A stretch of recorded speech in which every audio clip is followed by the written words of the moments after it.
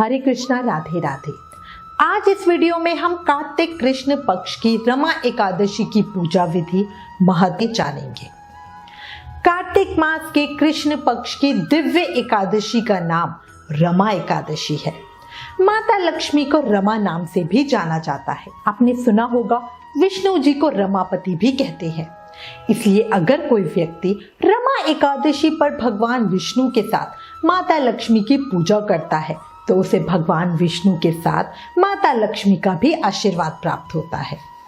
रमा एकादशी का व्रत करने वाले व्यक्ति को जीवन में सभी ऐश्वर्य और सुख प्राप्त होते हैं। रमा एकादशी को रंभा एकादशी या कार्तिक कृष्ण एकादशी भी कहते हैं। देखो, कार्तिक भगवान का प्रिय मास है और एकादशी प्रिय तिथि। इसी से सोचो कार्तिक एकादशी भगवान को कितनी प्रिय होगी। सबको इसका व्रत जरूर करना चाहिए। जो लोग वैसे एकादशी का व्रत नहीं करते उन्हें भी कार्तिक की दोनों एकादशियों का व्रत करना ही चाहिए। इस दिन वासुदेव श्री कृष्ण के केशव रूप की उपासना की जाती है। मन की एकाग्रता बढ़ाने, मन को कंट्रोल करने के लिए इस व्रत को जरूर करना चाहिए। इस व्रत से मन संबंधी सभी परेशानियों का हल हो जाता है, हमारी कंसंट्रेशन पावर बढ़ती है। इस एकादशी का व्रत रखने से हमारे सभी पापों का भी नाश होता है, जीवन में सुख समृद्धि आती है। सौभाग्यवती स्त्रियों के लिए रमा एकादशी का ये व्रत सुख और सौभाग्य देने वाला माना गया है। इस व्रत से उन्हें सुखद वैवाहिक जीवन का आशीर्वाद मिलता है। ये व्रत भगवान श्री कृष्ण को समर्पित है। इस एकादशी को श्री कृष्ण उपासना करने से मनवांछित फल की भी प्राप्ति होती है। महिलाएं पुत्र प्राप्ति के लिए संतान गोपाल का पाठ करती हैं। श्री विष्णु सहस्त्रनाम का पाठ करना इस दिन बहुत शुभ फल प्रदान करने वाला होता है, तो इसलिए जरूर से ही सुबह और शाम दोनों समय विष्णु सहस्त्रनाम का पाठ करना। ये चातुर्य मास की अंतिम एकादशी है। इस साल 2020 में 11 नवंबर बुधवार को यानी दीपावली से 3 दिन पहले ये एकादशी आएगी। अब मैं आपको रमा एकादशी व्रत की पूजा विधि बताती हूँ। देखो, जो एकादशी व्रत नहीं करते वो भी एकादशी की पूजा जरूर करे, व्रत कथा जरूर सुने, इसका बहुत उत्तम फल मिलता है। आपको हमेशा से ही पता है एकादशी व्रत के नियमों का पालन व्रत के एक दिन पहले यानी दशमी के दिन से शुरू हो जाता है। दशमी के दिन सूर्योदय से पहले हम एक समय सात्विक खाना खाते हैं। दशमी तिथि को सूर्य अस्त होने के बाद भोजन नहीं करना चाहिए। इससे होता क्या है कि एकादशी के दिन पेट में अन्न का अंश नहीं रहता। दशमी की रात को ब्रह्मचार्य व्रत का पालन करते हुए जमीन पर सोए। रमा एकादशी के दिन सबसे पहले ब्रह्म मुहूर्त में उठे।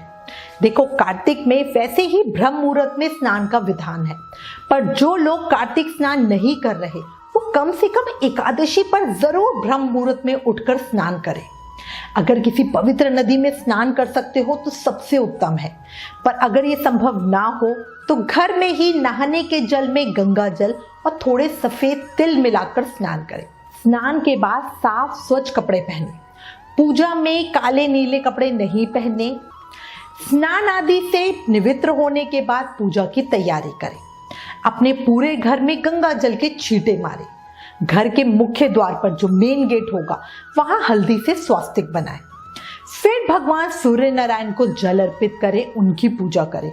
जल के अंदर अगर आप चाहो तो थोड़े से रोली, थोड़े से फूल और गुड़ मिला के जल अर्पित करो, बहुत बहुत अच्छा होता है। भगवान सूर्य को जल अर्पित करने के बाद अब हम अपनी पूजा की तैयारी शुरू करेंगे। पूजा करेंगे मतलब, और सबसे पहले अपने व्रत का संकल्प लेंगे। एकादशी व्रत के दिन भगवान विष्णु के साथ मां लक्ष्मी की पूजा करनी है।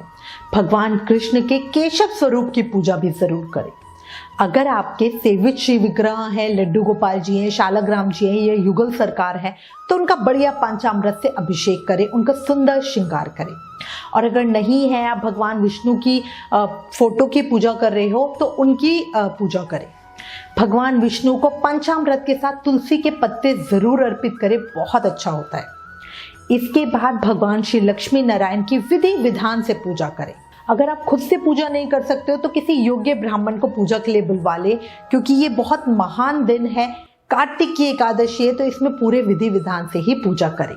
देवी लक्ष्मी को लाल पुष्प अर्पित करें, इससे वो बहुत जल्दी प्रसन्न हो जाती है। इसके बाद धूप दीप नैवेद्य फूल फल आदि से पूजा करें। फल में केला जरूर अर्पित करें और मिष्ठान में पीली बढ़िया मखाने की खीर अर्पित करें। भगवान श्री कृष्ण को तुलसी और माखन मिश्री का भोग लगाएं, बहुत उत्तम होता है। इस दिन विष्णु जी को मुख्य रूप से तुलसी पत्र चढ़ाया जाता है। तुलसी का विशेष महत्व है, इससे हमारे सारे पाप माफ हो जाते हैं। फिर एकादशी व्रत की कथा सुने, एकादशी माता की आरती करें, साथ ही भगवान विष्णु और माता लक्ष्मी की आरती भी जरूर करें। इसके बाद तुलसी माता को दीप अर्पित करें।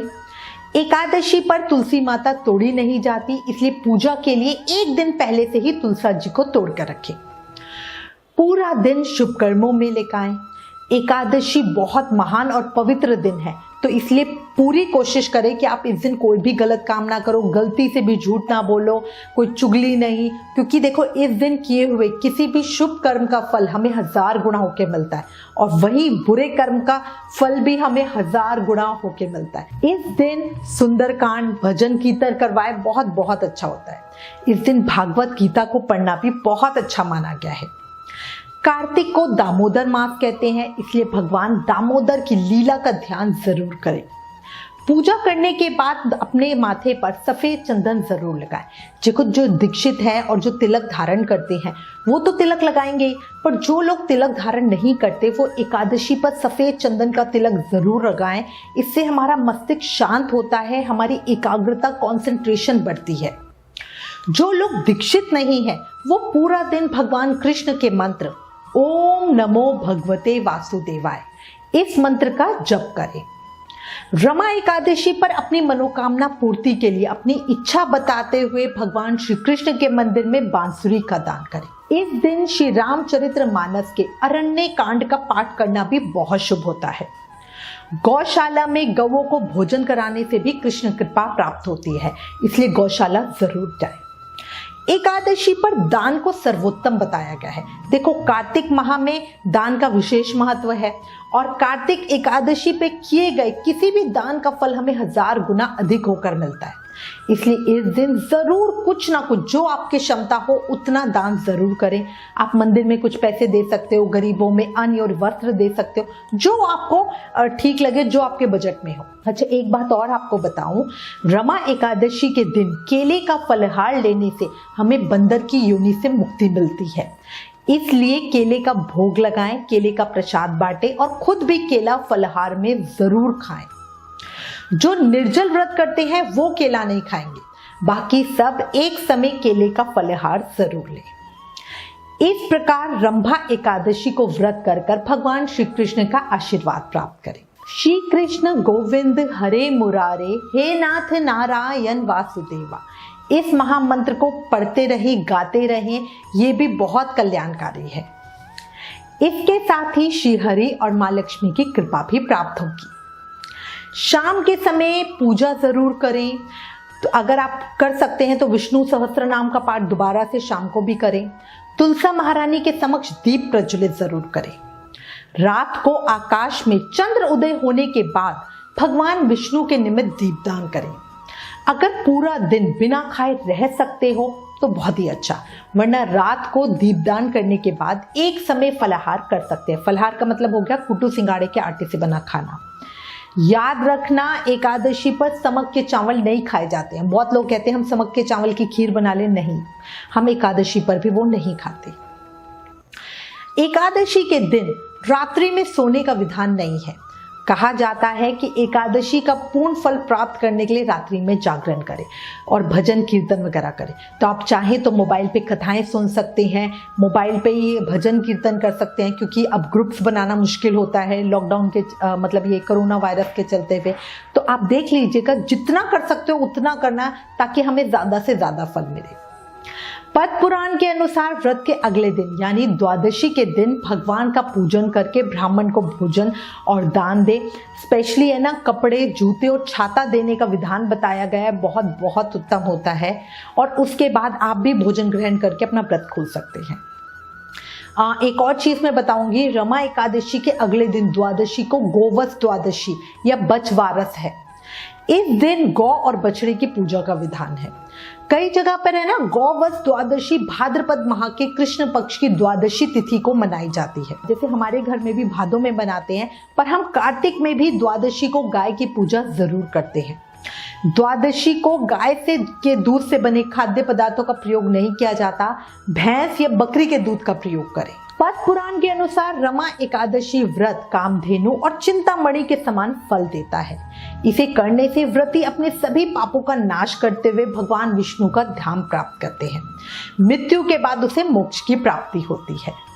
इसके अलावा रमा एकादशी व्रत के प्रभाव से धन धान्य की कमी भी दूर होती है। अगर आपके ऊपर किसी भी तरह की कोई भी फाइनेंशियल प्रॉब्लम है तो सच्चे दिल से भगवान का ध्यान करते हुए रमा एकादशी का व्रत करें। आप देखना, आपको अपने जीवन में बहुत फर्क लगेगा, खुद से आपको महसूस होगा। मैं उम्मीद करती हूँ इस वीडियो में दी गई जानकारी आपके लिए उपयोगी होगी।